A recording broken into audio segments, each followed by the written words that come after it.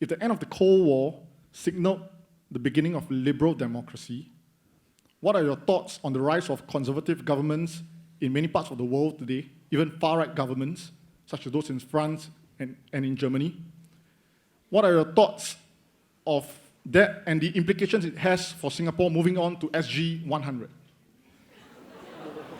Wow. Okay. First of all, I think the people who thought end of the Cold War means end of history, they were completely wrong. They were euphoric, they thought they had won, and there was nothing more to be solved in human society.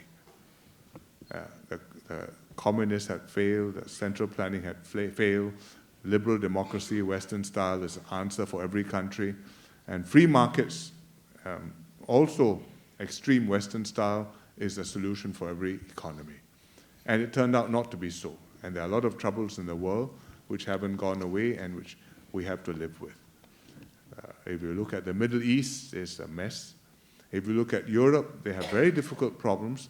And the extreme parties which have emerged, right-wing and left-wing, are a response to these very difficult problems which the political system is unable to solve, which our political leaders cannot persuade their people that we just have to accept it, this is the way the world is. So people lose confidence in a system, they lose confidence in their traditional political leaders and traditional political parties, and they vote for the extreme left, extreme right. So you've got Nick Farage and the National Party in England, you've got AFD in Germany, you've got Le Pen in France. In other countries, you've got left-wing movements, Podemos in Spain. These are not actually groups with solutions. These are groups which are really protesting, just unhappy with the world as it is. I'm letting you know I'm unhappy. Please do something about it. And I think Trump reflects the same sort of mood in America. I mean, he doesn't have, I should speak very carefully.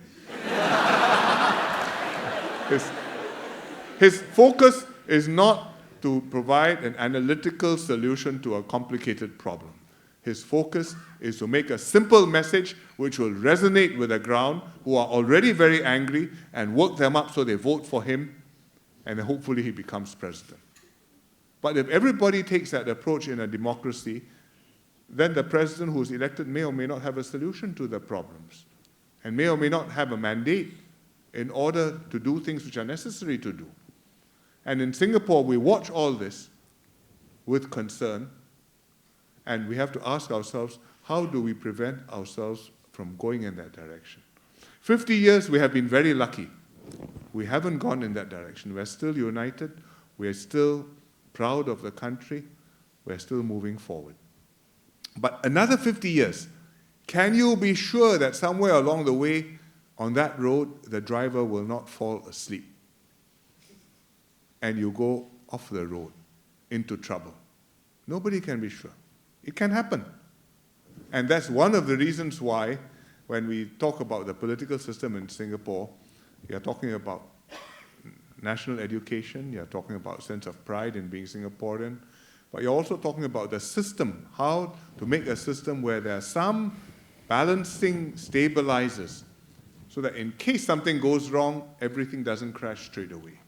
Like having a president who's elected, so there's a second key on certain decisions, and even if the government turns out to be unwise, the president is there and he can prevent some bad things from happening. So the answer is there's no guarantee, but I think just be aware that the risks are there, and you have seen what can go wrong in other countries. Better try our best not to let it go wrong in Singapore. Keep it going right. So thank you very much for asking the question. Thank you, sir.